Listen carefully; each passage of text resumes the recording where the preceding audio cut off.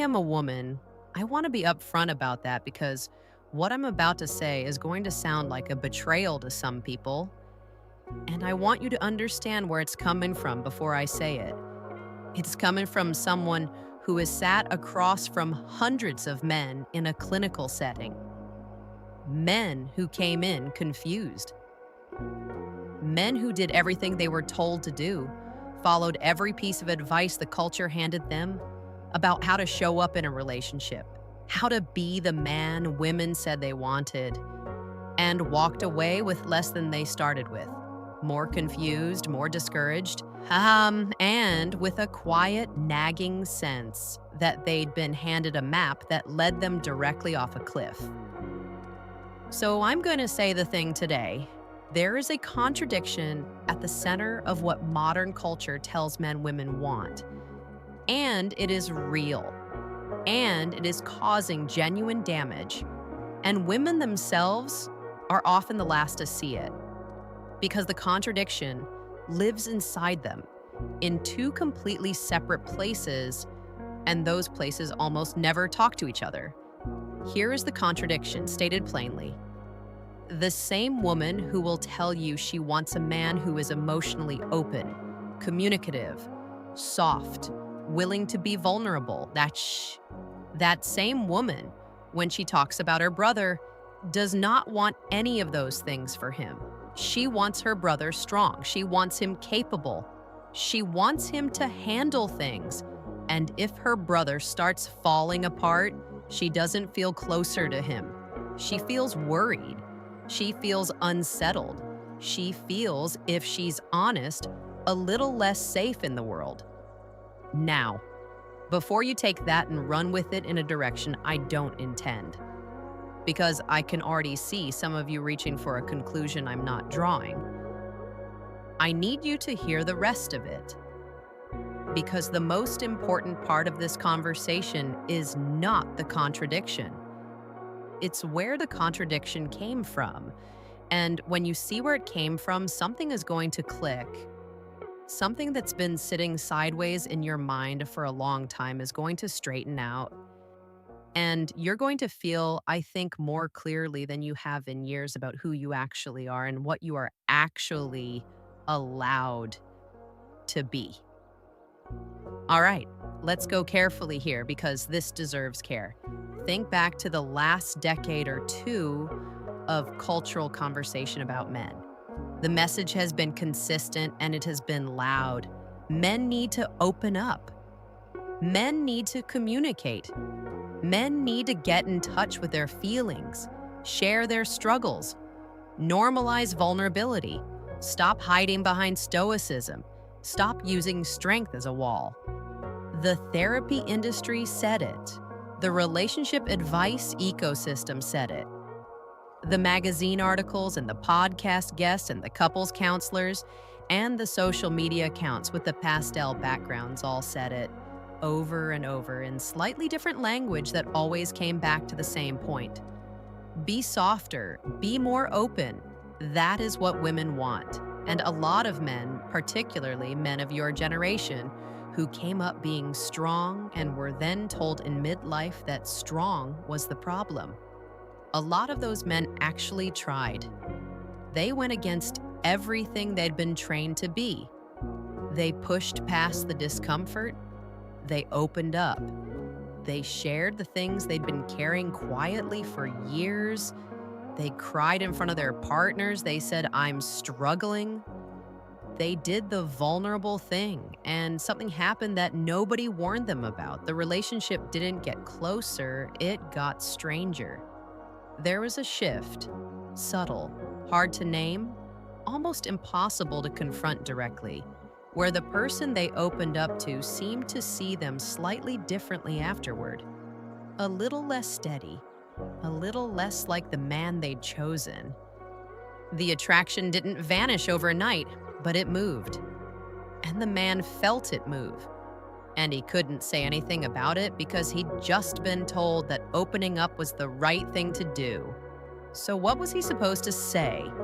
"I did the thing you asked and now something is wrong."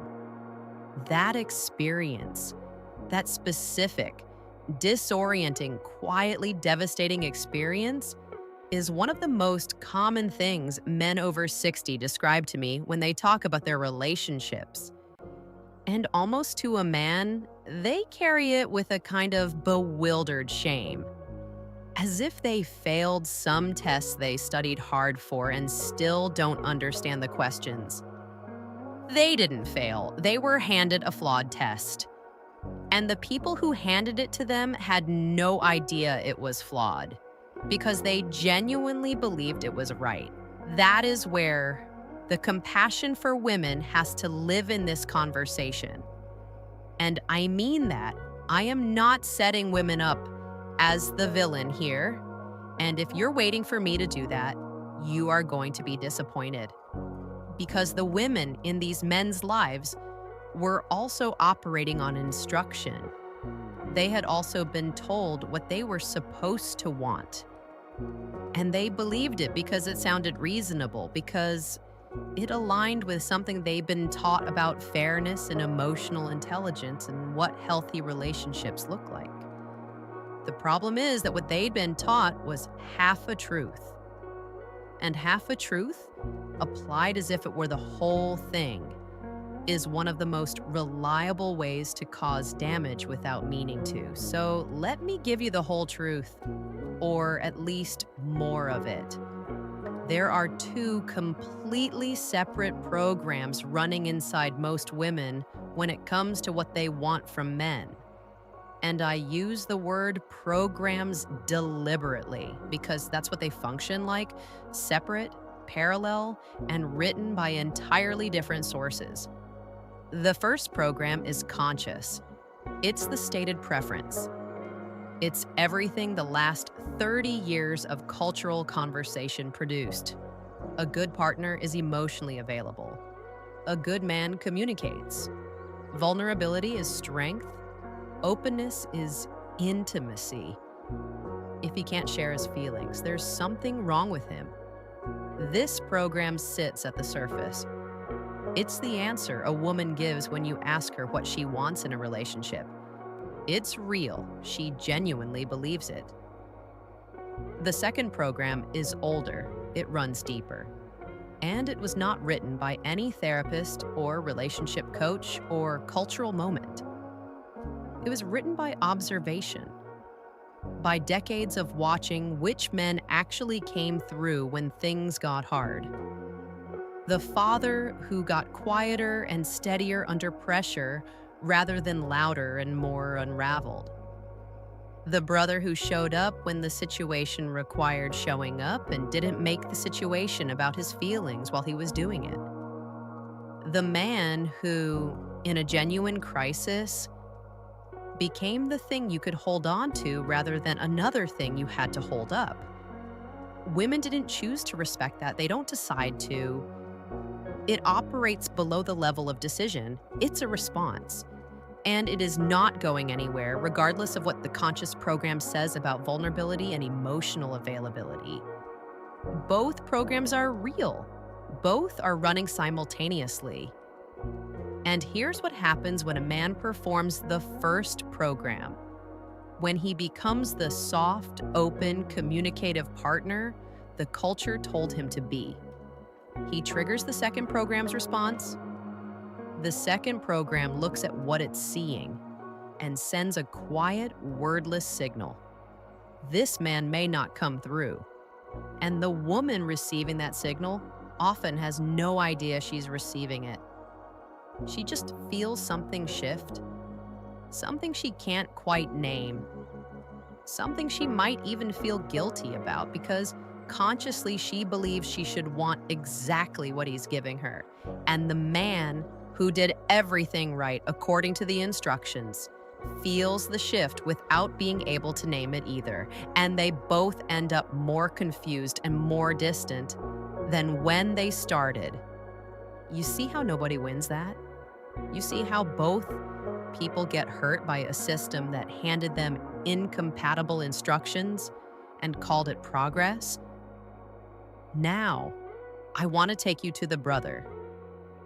Because the brother is where this whole thing becomes undeniable. And I think the brother is actually the key to understanding everything else. When a woman talks about what she wants for her brother, and I have had this exact conversation more times than I can count in clinical settings, in casual settings, in conversations that started about something else entirely and landed here. The language is completely different. There is no talk of vulnerability. There is no wish that her brother would open up more, share more, perform emotional availability. What she wants for her brother is for him to be okay. And when she says okay, she does not mean emotionally expressive. She means standing. She means functional. She means capable of handling what comes at him without breaking. When her brother is going through something hard, a job loss, a divorce, a health scare, a failure of some kind, her first instinct is not, I hope he talks about his feelings. Her first instinct is, I hope he holds it together. And if he doesn't hold it together, if he collapses, if he falls apart in ways that require other people to manage him, she doesn't feel closer to him. She feels frightened. She feels a structural thing in her world has become unreliable. And that response is not something she was taught. It is something she feels in a place that the cultural program about vulnerability and openness cannot reach. Now ask yourself, why is the brother different? The obvious answer is that there's no romantic element. There's no attraction, variable, complicating things. And that's true, but I think there's something more important underneath it. The brother relationship has no performance layer. When a woman imagines what she wants for her brother, she isn't thinking about what kind of partner he should be to someone else. She isn't applying the cultural template of the ideal emotional male. She's thinking about him as a man in the world, a man who will face things, a man who will need to be something his family can rely on, a man who, when it matters, shows up fully and completely and without making the moment about his own emotional processing. And what she wants for that man is strength, groundedness, capability. That is the unedited preference, the one with no performance layer on it. The one that tells you what women actually respond to when they're not trying to respond to the thing they've been told they're supposed to want. And here is the question that should be sitting in your mind right now, because it's the one that matters most. If that is what women actually want, if strength and groundedness are what register at the deepest level, then what happened? Why did an entire cultural moment spend 30 years telling men to become something different? Who decided soft was better, and more to the point, who benefited? Because someone always benefits. The therapy industry benefits from men who believe they are emotionally broken and need professional help to become functional partners. That is not a cynical observation. It is an industry incentive. A man who is grounded, self-aware, and capable of managing his own emotional life without weekly intervention is not a long-term client. The relationship advice ecosystem, the books, the podcasts, the coaches, the retreats, benefits from men who believe there is a technique to learn, a program to complete, a version of themselves they have not yet become that will finally make them worthy of connection. A man who already knows who he is has nothing to buy. And the pharmaceutical industry, which we talked about in a previous video, benefits from men who have been convinced that their natural emotional architecture, their tendency toward action over expression, their preference for doing over talking is a dysfunction requiring treatment. Low empathy, emotional unavailability, possible depression. Here is a product. All of these industries had a vested interest in convincing men that who they naturally were was insufficient, and they used women as the delivery mechanism. They told women what to want. Women told men. Men tried to become it, and nobody got what they actually needed. You see the machine now? You see how it runs? And the men who got caught in that machine most thoroughly, the men who absorbed the message at exactly the wrong moment, were men of your generation. Men who spent their first 4 decades being exactly what their fathers taught them to be: solid, reliable, capable. The kind of man you called when something went wrong, not the kind of man who called others because something went wrong. And then, in their 40s and 50s, the cultural message shifted.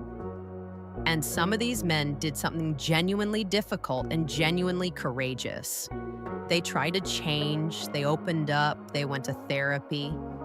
They said the things they'd been carrying for years. They became, as best they could, the new version of manhood the culture was asking for. And a meaningful number of them got less in return than they gave. Relationships that didn't improve the way they were promised to improve. Partners who seemed to appreciate the gesture but respond to something else entirely. Children who saw the shift and weren't sure what to make of it. And underneath all of it, a private sense of having lost something, some internal solidity, some clear sense of who they were, without gaining the connection they were told they'd find on the other side. That wound is real, and it is specific to this generation. And I want to name it clearly because I think it has been sitting unnamed for a long time. These men were asked to give up a working identity for a promised one. The promised one didn't deliver, and now they're at 60 or 65 holding neither. Too far from the old version to go back. Too burned by the new version to fully trust it. All right, so where does that leave us? Because I am not interested in leaving you in the wound. I want to give you something you can actually use. Here's what I know after years of clinical practice and observation and honest conversation with both men and women about what actually holds in long-term relationships. Strength is the prerequisite for the connection that lasts. Full stop. A man who is genuinely grounded, who knows who he is, who does not need external validation to feel stable, who can sit with discomfort without being consumed by it. That man can afford to be vulnerable. Occasionally, selectively, in moments where vulnerability actually means something because it is chosen rather than performed. And when that man chooses to share something real, something he's been carrying, something that cost him something to say, the woman in his life feels it differently than she feels the constant obligatory emotional sharing the culture prescribed. She feels it because it's rare. She feels it because it came from a place of strength, which means it carries weight. A man opening a door he usually keeps closed is an event. A man who keeps all the doors open all the time, that's just a man with no walls, and eventually no one knows which room is the real one. The culture collapsed the distinction between genuine vulnerability and performed openness, and men paid the price for that collapse. Genuine vulnerability is a strong man choosing to let someone in on his terms in a moment that calls for it. It is powerful because it is the exception. It communicates trust. It communicates that this person in this moment is worth the lowered guard. Performed vulnerability is a man who has been told openness is the price of connection and is paying it on demand. It communicates anxiety. It communicates a need for reassurance. And it triggers exactly the response in women that the cultural program told men it was supposed to prevent. So the recalibration is this: go back to what you actually are, the man who shows up, the man who handles things, the man who, when things get hard, gets quieter and steadier rather than louder and more unraveled. Go back to that. Own it. Stop apologizing for it. Stop letting a cultural moment that was frankly never designed with your well being in mind convince you that your natural architecture is a deficiency. And add to it, selectively, deliberately on your own terms, the capacity to let one or two people in. One real conversation where you say something true. One moment where you let someone see the weight you've been carrying because you chose to, because they've earned it. That is not weakness. That is the most powerful move available to a grounded man, because it only means something coming from him. The brother your sister wants, capable, steady, present, unshakable when it counts, is not a man with no interior life.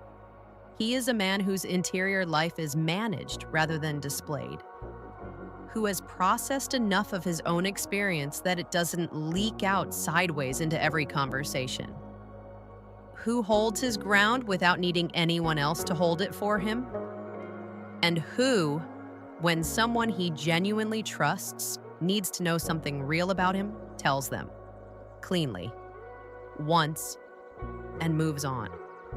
That man is not the man the relationship advice industry wants to sell products to, which is exactly why they spent 30 years trying to convince you he was the problem. He was never the problem. He was always the answer. And if any part of you spent the last 10 or 20 years being told otherwise, being reshaped and redirected and convinced that your natural way of being in the world was a flaw to be corrected, I want you to hear this clearly. You were working with a bad map. The destination was real. The map was wrong. And the people who handed you the map were either mistaken or had an interest in keeping you lost. You are not lost. You are recalibrating. And a man who knows how to recalibrate, who can take in new information and adjust without losing his footing, that is precisely the man the second program and every woman who has ever loved you was hoping you'd remain. Drop a comment. Tell me if you felt this one. Tell me if there's a moment in your own life where you did the thing you were told to do and it cost you something. I want to hear it, because these conversations are what this channel is for. And your experience is not just yours. It belongs to every man watching who hasn't found the words for it yet. We'll be back. Take care of yourselves.